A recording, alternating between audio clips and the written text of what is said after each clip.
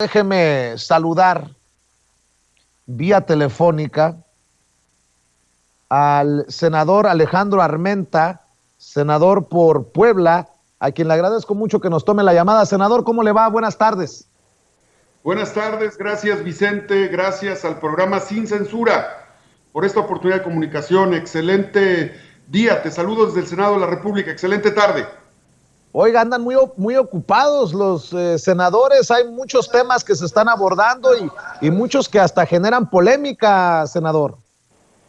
Así es, qué bueno que ya le quitamos el fuero a la figura presidencial, fuente de todas las corrupciones de nuestro país, del saqueo energético, del saqueo presupuestal, de la condonación de impuestos injusta, indiscriminada, de la entrega de las concesiones a empresas mineras extranjeras. Hoy el presidente de la República, por iniciativa propia, elimina el fuero y nosotros aquí aprobamos en este periodo estas iniciativas que tienen razón, son controvertidas, pero también aprobamos una iniciativa de la cual me siento orgulloso porque soy procedente de una familia migrante, en un estado migrante, en un municipio migrante como lo es Izúcar de Matamoros, Puebla, que contribuye con cerca de 2.5 millones de mexicanos poblanos en la zona de Nueva York, New Jersey, Pasay. Así es que estoy a tus órdenes, Vicente. A ver, cuénteme de esa iniciativa, de esa propuesta que me llamó la atención porque habla de migrantes, cuénteme. Es la reforma a la ley del Banco de México. Era necesario, Vicente, reformar la ley del Banco de México porque millones de migrantes, millones mexicanos, casi 10, regresan a México entre noviembre, diciembre, enero y mayo y junio. Regresan una parte del dinero, de los dólares que lograron conseguir con su esfuerzo, de ganar con su esfuerzo, los envían de manera electrónica. Yo diría el 95%.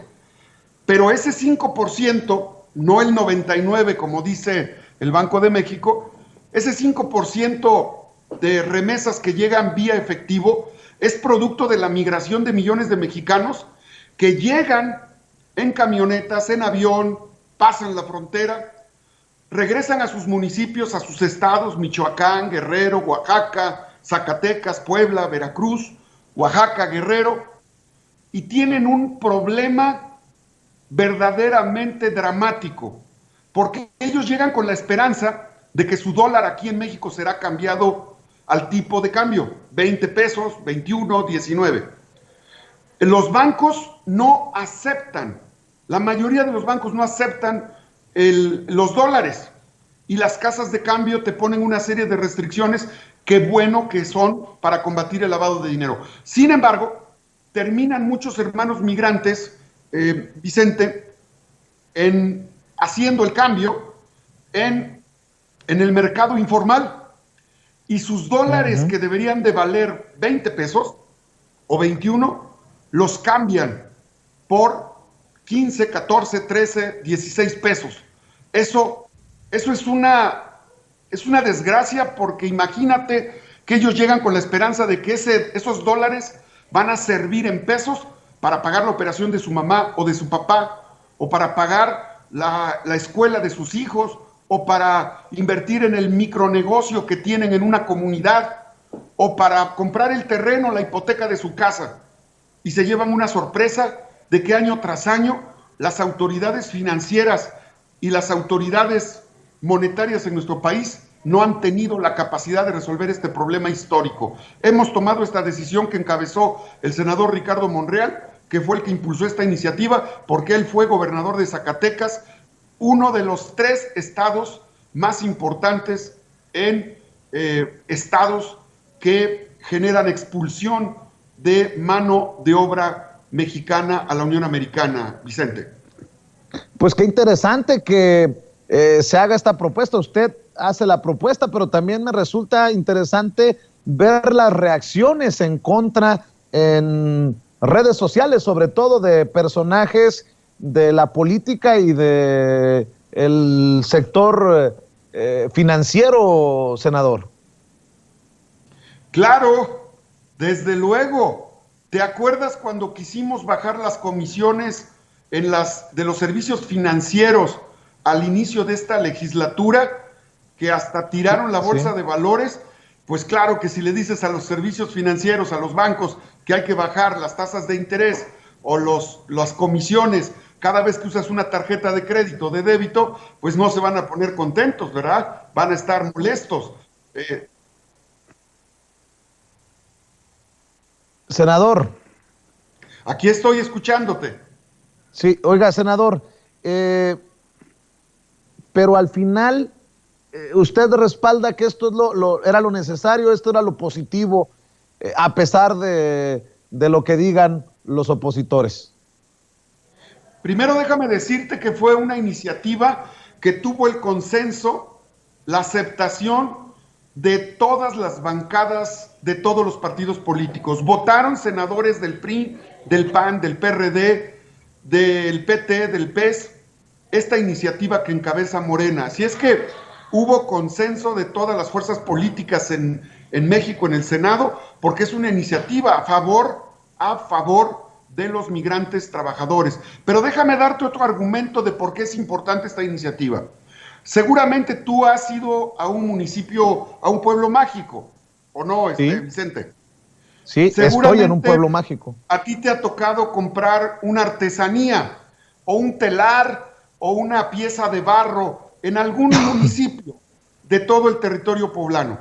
Cuando tú le pagas a la artesana en ese sitio turístico, la artesana saca un dispositivo bancario y tú ingresas tu tarjeta electrónica de débito o de crédito. No. ¿Para pagarle? Claro que no.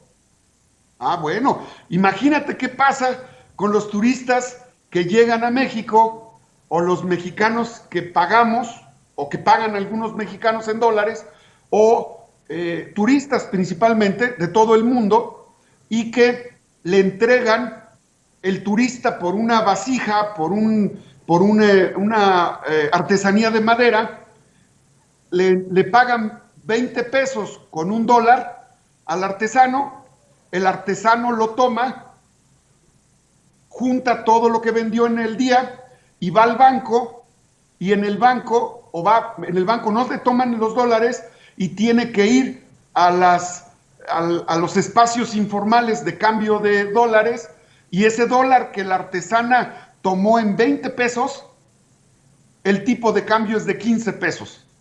¿Tú crees que eso es justo para los sectores turísticos de los micro, pequeños y medianos empresarios?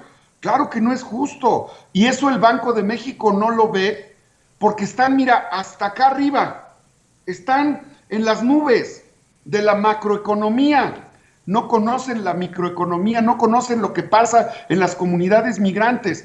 Ellos no compran artesanías, ellos se van a los grandes restaurantes donde pagan con tarjetas de crédito y débito, y sus cuentas son de miles de pesos por consumo. Pero la mayoría de la población en México, y la población económicamente activa, vive del turismo y necesita que el sistema financiero sea capaz de captar esos dólares que son producto de actividades lícitas y regresarlos, repatriarlos a Estados Unidos. Así es que es una iniciativa que protege la autonomía del Banco de México, que beneficia a todos los mexicanos, que apoya al sector turístico y que combate el lavado de dinero. ¿Dónde está posiblemente el lavado de dinero del crimen organizado?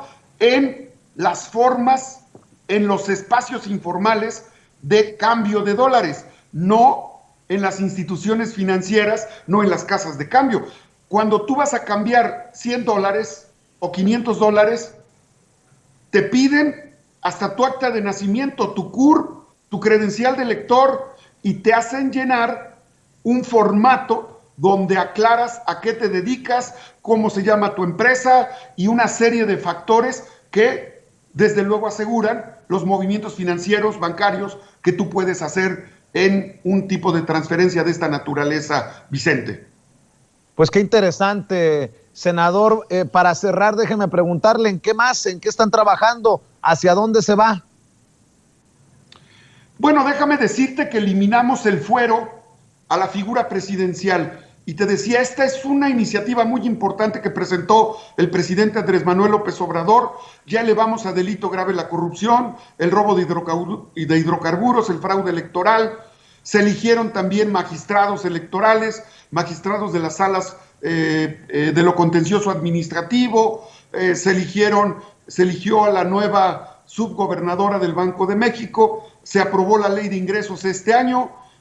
Se hicieron una serie de modificaciones a los marcos normativos en materia de educación, salud, vivienda, y desde luego aprobamos iniciativas fundamentales para atender los temas de salud, porque en este mes inicia el programa de vacunación que será fundamental para atender a nuestra población que se ha visto afectada por la pandemia, y el próximo año necesitamos que la pandemia sea atendida a través de este programa de vacunación y los programas de salud que tenemos, tanto la sociedad civil como los gobiernos federales, estatales y municipales.